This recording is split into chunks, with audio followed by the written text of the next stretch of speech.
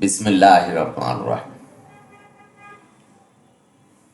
আলহামদুলিল্লাহ সালামুন আলা ইবাদিহিল্লাযিনা ইসতাফা ইন্না হাযাল কুরআন। সালাম জানাচ্ছি আপনাদের সকলকে। সালামুন আলাইকুম। এই ভিডিও দেখছেন কিয়ম কোরআনিক মেসেজ ইউটিউব চ্যানেল থেকে। আজ এক ভাইয়ের প্রশ্নের জবাব দিচ্ছি। ভাই প্রশ্ন করলেন যে কোরআনই যে মানতে হবে, এর প্রমাণ কি? আমি ইতিপূর্বে অনেক ভিডিওতে এবং বিশেষ করে এই টপিক্সের উপর আলোচনা করেছি। তবু অনেক ভাই হয়তো দেখেননি, তারা আবার জিজ্ঞেস করেছেন। সুতরাং ভাই, আপনার প্রশ্নের জবাবে এই ভিডিও। কোনো ব্যক্তি, সমাজ, গোষ্ঠীকে প্রতিপন্ন করার উদ্দেশ্য নয়। উদ্দেশ্য কোরআনের বাণী সঠিকভাবে আপনাদের কাছে পৌঁছে দেওয়া। সূরা আনামের 38 নম্বর আয়াতে আল্লাহ বলছেন যে কোরআনে আমি কোনো কিছুকে বাদ দিই। এবং সূরা নাহলের 89 নম্বর আয়াতে বলছে, আমি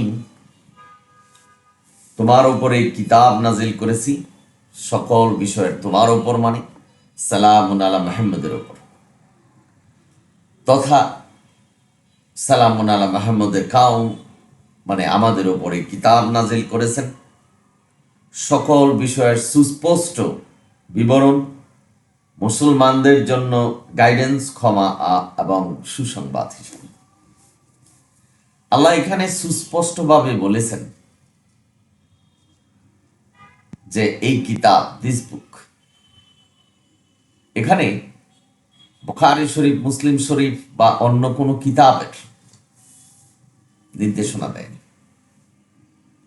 তার আগে জালিকাল কিতাবু লা রাইবা ফিহি হুদাল লিল মুত্তাকিন, মুত্তাকিনদের জন্য এই কিতাবই নির্দেশনা এবং আল্লাহর কাছ থেকে এসেছে, কোনো সন্দেহ নাই, আল্লাহ ঘোষণা করেছেন। তবে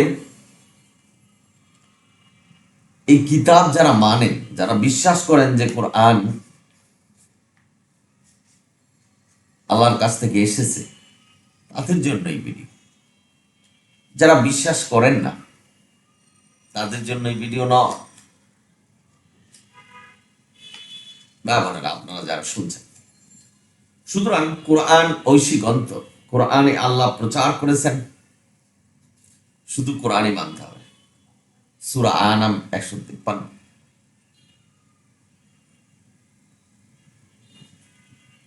সূরা ইউসুফ 40 নম্বর আয়াত। আল্লাহ শত শত আয়াতে এবং প্রায় প্রতিটা আয়াতে আপনি যদি গভীর চিন্তা গবেষণা করেন, তাহলে বুঝতে পারবেন যে কোরআনই মানতে হবে। তাহলে আপনাদের মনে প্রশ্ন জাগতে পারে যে মানুষ হাদিস নিয়ে এত মাথামাতি করছে। কারণ হলো শয়তান নামক একটা শত্রু আমাদের পিছনে লাগানো। শয়তান জানে যে শুধু কোরআন মানলে মানুষ জান্নাতে যাবে। সুতরাং এই শয়তান এমন ভাবে গ্রাস করেছে মানুষকে যে কোরআনের পাশাপাশি অন্য কিছু মানার চিন্তা, এবং তাদের মনে ওসাওসা দিয়ে বলছেন যে কোরআন মানলে হবে না, কোরআনের পাশাপাশি মানব রচিত হাদিস মানতে হবে। নবীর নামে মিথ্যা কথা বলে বুঝাচ্ছেন যে নবীও নির্দেশনা দিয়ে গেছেন। অর্থাৎ নবী নির্দেশনা দিয়ে গেছেন, এই কথাটা যদি বিশ্বাস করেন, তাহলে পথভ্রষ্ট হতে হবে। নবী নির্দেশনা দিয়ে গেছেন, আল্লাহ যে নির্দেশনা নবীকে দিয়েছে সেটাই ঘুরিয়ে ফিরিয়ে একই কথা বারবার প্রশ্ন করছেন। আজও বুঝতে পারেননি যে নবী যা নির্দেশনা দিয়েছে সেটা বুখারী শরীফ, মুসলিম শরীফ নয়, সেটা কোরআন, অর্থাৎ আল্লাহ যে নির্দেশনা দিয়েছে। আপনাদের মনে প্রশ্ন জাগতে পারে যে আল্লাহ তো নবীর অনুসরণ করতে বলেছেন। নবীর অনুসরণ এই কারণে করতে বলেছেন যেহেতু নবী শুধু কোরআনই মেনেছেন। নবীর অনুসরণ মানে শুধু কোরআন মানা। এখন তো এই দুনিয়াতে নবী নেই। অনেকে আবার প্রশ্ন করছেন যে নবী যে 1400 বছর আগে মারা গেছেন, এর কোনো প্রমাণ কোরআনে আছে? কোরআনে একটাই প্রমাণ যে নবী রাসূল ধরে যত জীব আছে সবাই মৃত্যুবরণ করবে, সুতরাং নবীও মৃত্যুবরণ করেছেন। এই সাধারণ বিষয়টা নিয়ে প্রশ্ন এবং মনে দ্বিধাদ্বন্দ্ব করা মোটেই সমীচীন নয়।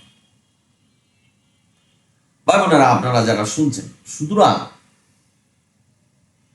পৃথিবীর যত জীব আছে সবাই মৃত্যুবরণ করবে এবং করছেন আমাদের চোখের সামনে। নবীকে আল্লাহ হুকুমদাতা বানায়নি, হুকুমের জন্য বানায়নি, কারণ আল্লাহ বলছেন তার কার্যে কাউকে শরীক করে না। নবীর কোনো প্রয়োজন নেই আল্লাহর হুকুমের ব্যাপারে। নবীর প্রয়োজন হলো যে কোরআনটা, নবী হলো মানুষ, মানুষের কাছে যেন সঠিকভাবে পৌঁছে দেয়। এটা সাধারণ বিষয়, বুঝতে হবে। ভাই বোনেরা, আপনারা যারা শুনছেন, সুতরাং কোরআনই মানতে হবে। এবং এই কোরআন মানার জন্য আল্লাহ নির্দেশনা যে আয়াতগুলি আপনাদের বলছি, এগুলি যদি একটু অবলোকন করেন তাহলে বুঝতে পারবেন যে শুধু কোরআনই মানতে হবে। কোরআন না মেনে যদি অন্য কিছু মানেন তাহলে পথভ্রষ্ট হবেন। কারণ আল্লাহ সুস্পষ্টভাবে বলেছেন যে এইসব বিষয় কিন্তু আমি অনেক আগেই কথা বলেছি। হয়তো যারা শুনেছেন তারা হয়তো একটু বিরক্ত বোধ করবেন যে একই কথা বলছেন, কারণ ইসলামটা অত বড় নয়, সহজ করেছেন। সূরা কমর, একই সূরায় 4 জায়গায় আল্লাহ বলছেন যে কোরআন সহজ, অর্থাৎ আল্লাহ যে নির্দেশনা দিয়েছেন এটা সহজ। আমরা জটিল করছি কেন? কেউ যদি মনে করেন যে কোরআনের পাশাপাশি অন্য কিছু মানতে হবে, না হলে আমরা জান্নাতে যেতে পারবো না, এই যে একটা চিন্তা, এটাই হলো বানানোর চিন্তা, অর্থাৎ কোরআনের বাইরের চিন্তা, যেটা আল্লাহ সূরা হাজের 71 নম্বর আয়াতে বলছেন। যার সনদ নেই, যার দলিল নেই, সেটা মানা যাবে না, সেটাকে অনুসরণ করা যাবে না। নবী যে নির্দেশনা দিয়েছেন সেটা বুখারী শরীফ, মুসলিম শরীফ, এই ধরনের কোনো নির্দেশনা আল্লাহ দেয়নি। সুতরাং আল্লাহ বলছেন কোরআন পূর্ণাঙ্গ কিতাব, কোরআনে কোনো কিছু বাদ দেয়নি। তাহলে আমাদেরকে এই কোরআনকে পূর্ণাঙ্গ হিসাবে মানতে হবে, যে এটাই পূর্ণাঙ্গ কিতাব, এর বাইরে আমাদের যাওয়ার কোনো রাস্তা নেই, গেলেই আমরা পথভ্রষ্ট হব। অর্থাৎ ইসলামের কোরআনটা হলো সীমানা, এই সীমানার বাইরে যাওয়া যাবে না, তাহলে পথভ্রষ্ট হবে। সুতরাং ভাই বোনেরা, স্বভাবত কারণে বুঝতে পারবেন যে কোরআন ছেড়ে যদি হাদিস মানেন তাহলে পথভ্রষ্ট হবে। প্রশ্ন থাকতে পারে, আমি কিন্তু অনেক ভিডিওতে বলেছি, ভাই যারা শুনছেন বিরক্ত হবেন না, কারণ নতুন মানুষ প্রশ্ন করেছে, বলতে হবে যে কোরআন না মেনে শুধু যদি অন্য কিছু মানেন তাহলে পথভ্রষ্ট হবেন। কারণ আল্লাহ তার কার্যে কাউকে শরীক করে না। আজকে দেখবেন এই সমাজে যে কোরআনের চেয়ে হাদিসের কথাগুলি বর্ণনা করছেন সবচেয়ে বেশি এবং অনুসরণ করছেন, হাদিস নিয়ে গবেষণা করছেন। কোরআন নিষেধ করেছে যে কোরআন ব্যতীত অন্য কিছু মানো না, কিন্তু মানুষের বানানো হাদিস নিয়ে গবেষণা চালাচ্ছেন এবং বলছেন যে ওই হাদিসটা না মানলে, কোরআনের সাথে যেটা সাংঘর্ষিক, ওটা না মানলে জাহান্নামে যেতে হবে। আল্লাহ বলছেন কোরআন মানলে জান্নাতে যাওয়া যাবে, মানুষ বলছেন যে হাদিস না মানলে জাহান্নামে যেতে হবে। এখন শুনুন, আল্লাহর কথা মানবেন না মোল্লাদের কথা মানবেন, না কোরআনের বাইরের কোনো কিছু মানবেন? আল্লাহ সুস্পষ্টভাবে বলছেন যে আমি জ্ঞানী, আমার চেয়ে কে জ্ঞানী, কে হাদিস রচনা করবে, যে ওই হাদিস তোমরা মানবে। এখানে তো সুস্পষ্টভাবে নিষেধ করেছেন যে কোরআনের বাইরে কোনো কিছু মানা যাবে না। সুতরাং আপনি যে প্রশ্ন করলেন যে কি প্রমাণ আছে কোরআনে যে কোরআনই মানতে হবে, একটা আয়াত শুধু মানো, সূরা বাকারার 2 নম্বর আয়াত। এই কিতাব তোমার রবের কাছ থেকে এসেছে, এটা সত্য কিতাব, কোনো সন্দেহ নেই, এটাই তোমাদের নির্দেশনা। এর বাইরে যাওয়ার তো কোনো রাস্তা নেই।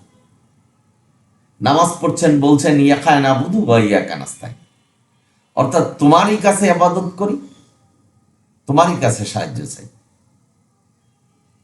তো তোমারই কাছে সাহায্য চাই মানে আল্লাহ যেভাবে সাহায্য চাইতে আমাদের বলেছেন কোরআনে, যে নির্দেশনা দিয়েছেন, এটা অনুসরণ করাই আল্লাহর কাছে সাহায্য চাওয়া, করুণা চাওয়া, ক্ষমা চাওয়া। এর বাইরে তো যাওয়া যাবে না। আপনারা বলবেন যে অধিকাংশ মানুষ তো তাই বলছেন। আপনি একা চিল্লাচিল্লি করলে কি এ দুনিয়া শুনবে?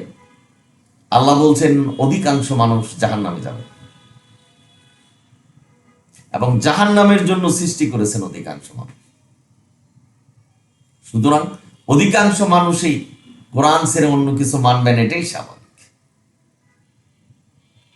এই একটা মাত্র কারণ, যে কারণে মানুষ জাহান্নামে যাবে, অর্থাৎ কোরআন না মেনে যেখানে অন্য নির্দেশনা মানছে।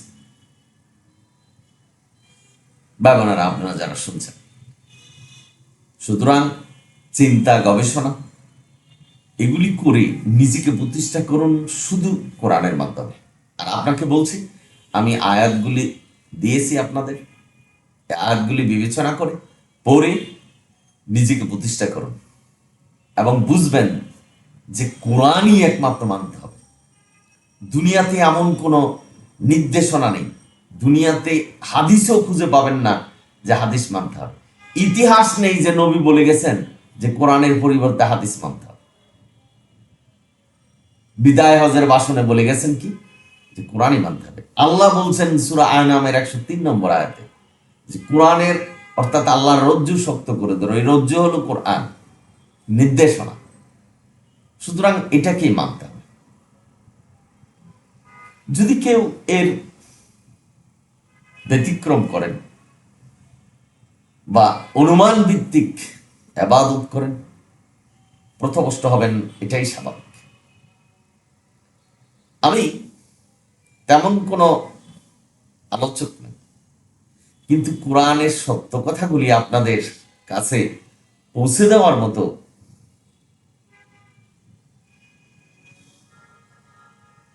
জ্ঞান আমার আছে, তাই এই কথাগুলি আপনাদেরকে বলছি। যেহেতু ইসলামে কোনো জোর নেই, আমিও জোর করতে পারবো না, এবং আপনাদেরকে বলতে পারবো না যে মেনে নেন। আপনাদের জ্ঞান, শক্তি এবং চিন্তাটা যেন প্রখর হয়, এর জন্যই আজকের ভিডিও। এবং আশা করি যিনি প্রশ্ন করেছেন এবং যারা শুনছেন সকলেই বুঝতে পারছেন যে শুধু কোরআনই মানতে হবে। আপনারা সকলেই ভালো থাকুন, সুন্দর থাকুন, এবং কোরআন মানতে যে আল্লাহ বলেছেন এর সঠিক প্রমাণ এবং রেফারেন্স দিয়ে আমি আপনাদের আজকের ভিডিও পেশ করলাম।